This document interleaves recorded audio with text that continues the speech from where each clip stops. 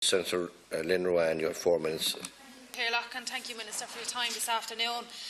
It struck me as I was submitting this commencement matter for debate last week that what I essentially wanted to discuss with you today was how best that those two briefs within your remit as Minister can be combined. I don't think it was a coincidence that communities and the National Drug Strategy were placed in the same junior ministerial portfolio, as it seems extraordinarily clear that a close and symbiotic relationship exists between the two issues. You will see today from the HRB report that in 2014 there was 697 drug-related deaths, and this is a 62% increase since 2004.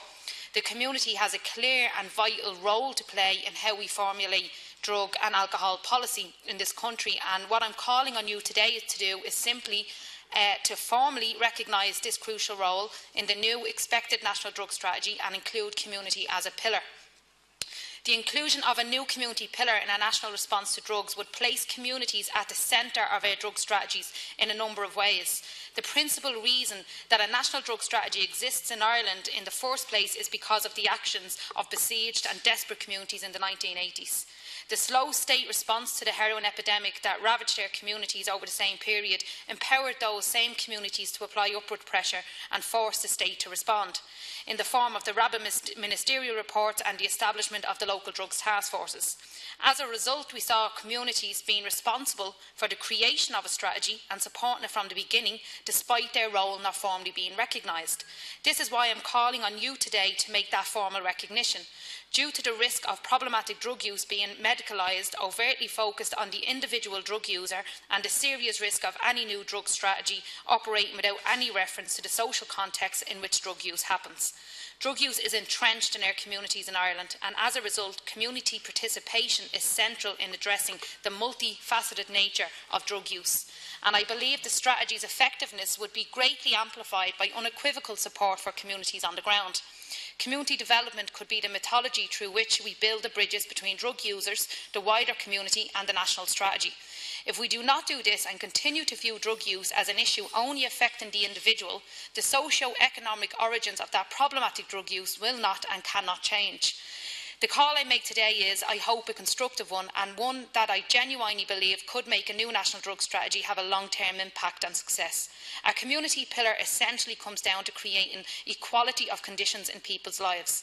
A new strategy in this area needs to incorporate how we address the inequalities that result in issues relating to drug use.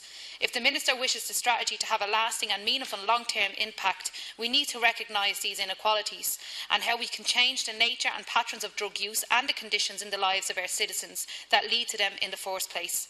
There is a strong and clear relationship between drug use and inequality, and I believe that a successful drug strategy has to recognise this. I know that your department has just completed a public consultation for this strategy, and while I welcome the opportunity that was given to stakeholders to contribute to policy formulation, I was concerned that the relatively short 6-week period might have meant that community organisations were not able to make sufficiently detailed and robust submissions on this issue, and as a result, this is why I am hoping to discuss with you today. Moreover, I know that the strategy is nearing completion and that a community role would need some time to be developed on a policy level. So all I am asking the Minister to consider is to include a reference to it that will allow her department and stakeholders to work on the practicalities in the future. I'd like to recognise the important work that your department is doing, and I believe that there's been several thousand submissions, and I wish you well with that and look forward to working with you when the strategy is complete. Thank you. Minister.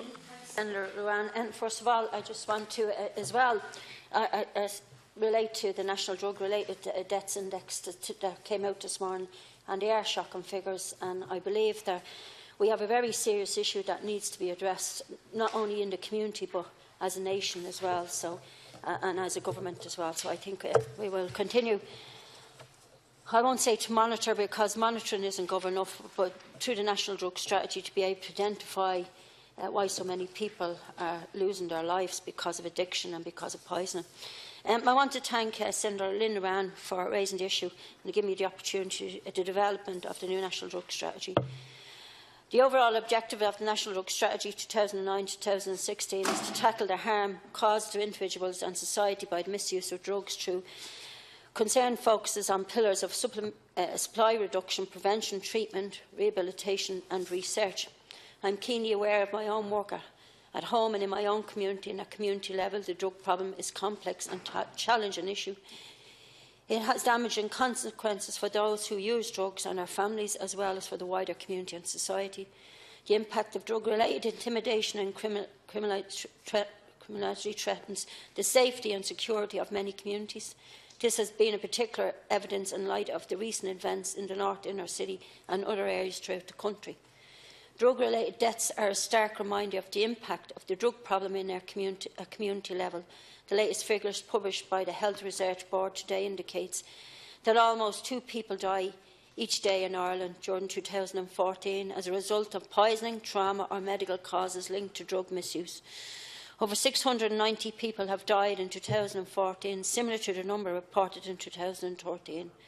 Many of these tragic deaths were premature, with half of all the deaths in 2004 among those aged 39 or younger. This illustrates the need for a strategic approach which will deliver better outcomes for those affected by addiction. As the House will be aware, the Steering Committee has been established to advise me on the National Drug Strategy. The Committee has been mandated to develop an integrated public health approach to substance misuse in line with the Programme for Government commitment to supporting a health-led approach to drug use. I am aware that Senator Ruane led calls for the inclusion of the community pillar in the new strategy in the course of the recent public consultation. While the structure of the new strategy has not yet been agreed by the Steering Committee, I agree on the importance of maintaining the focus on communities in the new strategy, where there is advised by a dedicated community pillar or through other means. And the Senator is correct in identifying the fact that we had a substantial number of contributions at the public consultation, but also we had over 2,000 plus questionnaires returned, and we have over 350 submissions and many people calling into the line as well. And I suppose what it showed was, for the first time, there was a real opportunity for communities to participate, not only by phone, not only through community groups, but also through questionnaire. So we are processing all of them at the moment, and it will be taking some time, but we're going in the right direction. The Department of Health is currently developing performance measured framework for drugs and alcohol task forces, which provide an objective way of targeting funding allocation having regards to the drug situation and the democratic factors in the task force areas. This work will feed into the new strategy and will help to ensure the resources are directed towards communities facing higher risk of substance misuse.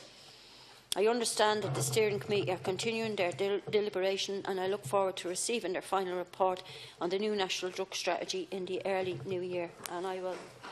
Thank you. Briefly, Senator, are you happy with that? Yeah, just two brief comments. Thank you, Minister, for your contribution. I just want to kind of reiterate, I suppose, how vital the community pillar is, even in underpinning the other pillars that already exist, and even the vast amount of contributions that you've received that shows the level of community participation that is necessary. So I would ask maybe that you would think about, even if those submissions didn't clearly outline that they wanted a community pillar, but just the fact that the community engaged shows the need for a community pillar, where they might not have necessarily had that language to put on it in relation to a community pillar, but that maybe you take that into account when you are reviewing all the submissions. Thank you. Thank you. And just to say to you that I very much appreciate your contribution during the public consultation and your participation in it. And as you know yourself, I come from a very community-orientated background, and I know and I understand the difficulties in communities, and I know and I understand the work that's been done. Just this morning I've been out in Tallaght most of the morning visiting different groups out there, and really taken back by the work that's happening on the ground. And as I said there, and I'm going to say it again, if we intend to tackle the drug problem in this country, it has to begin in the community. It can't be in the Taoiseach's office or anywhere else. It has to begin in the community. The actions can only take place if the support comes from the top down. But really, the people who know what's best is the people on the ground working and living in the communities that they represent, and deal on a daily basis with people's lives, whether they're young people who are being used for criminal activity, or older people who for whatever reason, have been dragged into the whole addiction problem down through the years and find themselves now in their late 50s and 60s, still very much dependent on substance abuse. I intend, when I receive the draft report on my desk, to make sure that I am very happy with what the contents is, and there's nothing ruled out at the moment, Lynn. That's all I can tell you. And I'll give you a commitment that if I feel that something is not in it, I will be making it very clear to the Department and to the Minister for Health that without specific pillars being identified in the report, that it will not work. We have to bring the communities with us on this national drug strategy. They're the people that are living their lives on a daily basis out in communities, trying to involve people and bring people back into recovery and back into having some kind of normality in their life. So thank you again for raising this very important. Thank you, Minister. And as we have another 5 minutes, the House stands suspended until 3:30. Thank you.